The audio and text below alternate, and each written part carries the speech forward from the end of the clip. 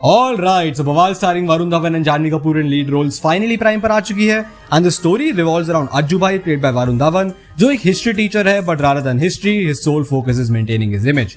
एक दिन उसकी लाइफ में होती है निशा की entry played by Janhvi Kapoor and they hit it off together and ultimately marry each other. But problem तब आती है जब शादी की रात she suffers from an epileptic fit and उस वजह से अज्जू gets paranoid कि किसी ने पब्लिक में ये देख लिया तो what will happen to his image.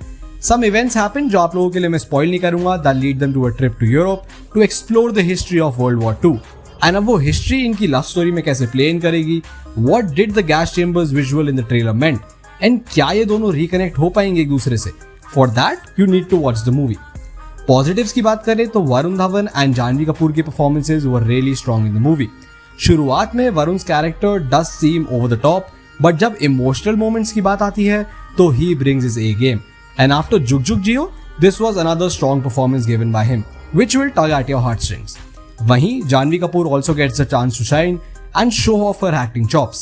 And yes, कुछ scenes में she does seem a bit awkward, but other than that, she is the heart of the movie. Their scenes at the Omaha beach or Anne Frank's house, or even in the end, solidify their position as great actors. The plot is also something that is very different from the current stories in Bollywood. And ये इस movie का positive और negative दोनों है. Positive इसलिए क्योंकि it takes guts to attempt something so different and for that I praise Nitish sir direction. And negative इसलिए क्योंकि जितने अच्छे से वो चाहते थे उतने अच्छे से लैंड हो नहीं पाया वो impact. Honestly speaking the comparison between Hitler and Auschwitz with their own love life सुनने में बहुत ज्यादा इनसेंसिटिव लगता है but the way they treated it in the movie मुझे वैसा नहीं लगा. There is a reason why these things were being mentioned.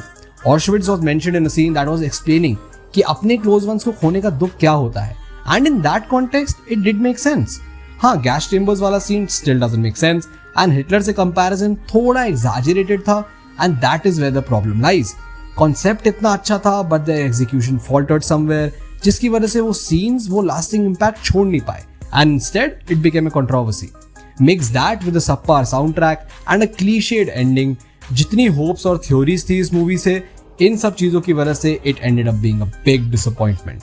I would rate this movie 2.5 out of 5 and I think अगर आपको देखना ही है कि कंट्रोवर्सी किस चीज की वजह से हो रही है एंड ऐसा क्या है इस मूवी में then you can give this one a watch. So have you seen Bawaal and what did you think about it? Comments में हमें जरूर बताएं. Also we did a review for Barbie and Oppenheimer. You can check it out right here and for more such content smash that subscribe button and we'll see you next time.